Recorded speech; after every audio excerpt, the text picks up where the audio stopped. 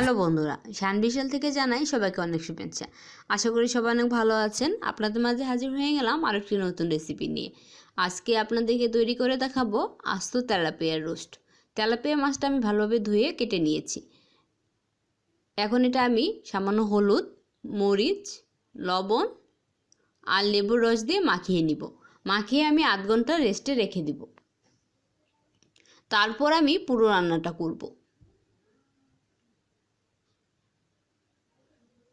মাছের আমরা বিভিন্ন রেসিপি করি, কিন্তু মাছের রোস্ট কখনো করি না। আপনারা এইভাবে মাছের রোস্ট তৈরি করে দেখবেন, আশা করি সবার অনেক ভালো লাগবে। মাঝে মাঝে রান্নার ভিন্নতা আনতে হয়, তাহলে স্বাদটা বেড়ে যায়।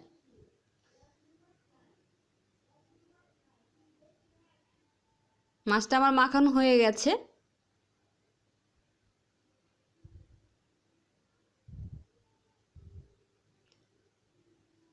চলে আসলাম আধ ঘন্টা পর।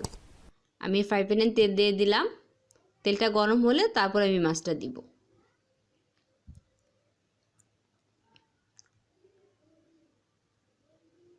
তেল গরম হয়ে গেছে, এখন এখানে আমি মাছটা দিয়ে দিব।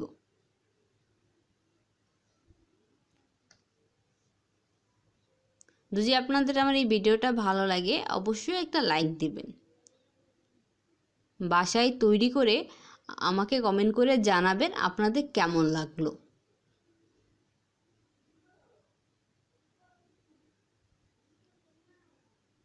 সবাই আমার ভিডিওটা বেশি বেশি করে শেয়ার করবেন।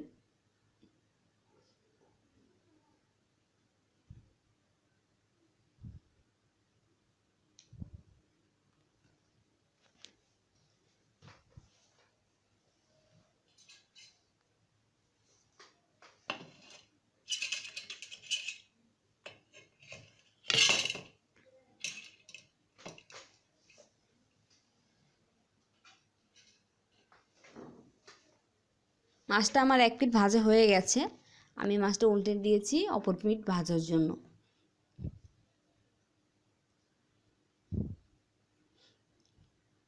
দিয়ে দিলাম পেঁয়াজ বাটা 2 টেবিল চামচ, রসুন বাটা 1 টেবিল চামচ, আদা বাটা 1 টেবিল চামচ, আর দিয়েছি তেজপাতা, দারচিনি, এলাচ। দিয়ে এটা আমি ভালোভাবে মিশিয়ে নিব।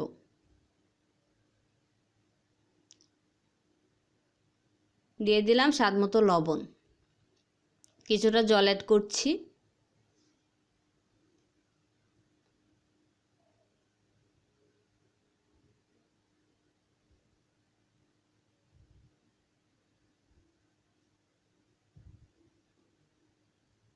মরিচের গুঁড়া দিলাম 1 টেবিল চামচ, হলুদের গুঁড়া আধা টেবিল চামচ,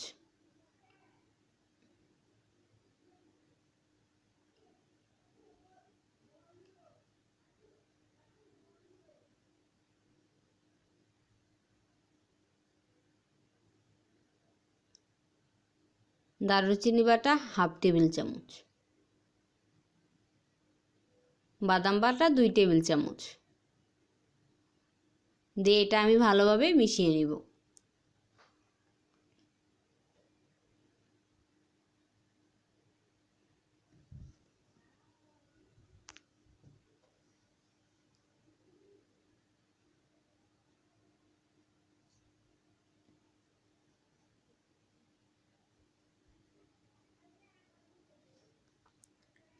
টক দই দিব 2 টেবিল চামচ।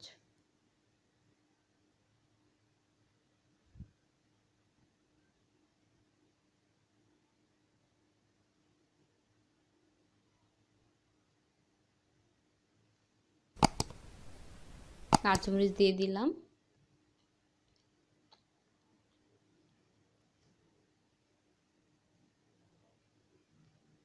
এখন দিয়ে দিব মাছটা। মাছটা আমি ভালোভাবে মিশিয়ে নিব। মাছটা আমার উল্টানো হচ্ছে না, তাই এখন আমি একটা চামিচের সাহায্য নিব।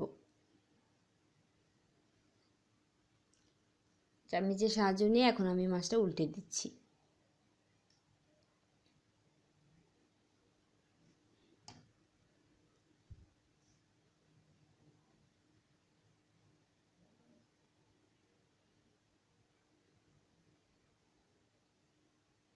কিছুটা জল অ্যাড করলাম।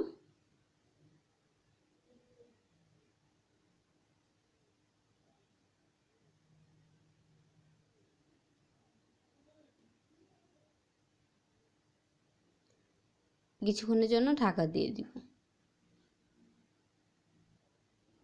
ব্যাস হয়ে গেল আমার আস্ত তেলাপিয়ার রোস্ট। এখন পরিবেশনের পালা।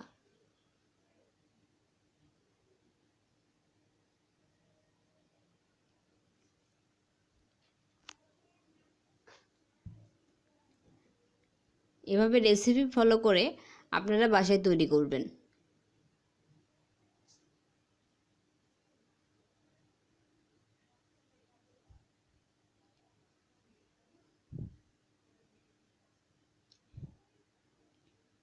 সবাইকে অনেক অনেক ধন্যবাদ।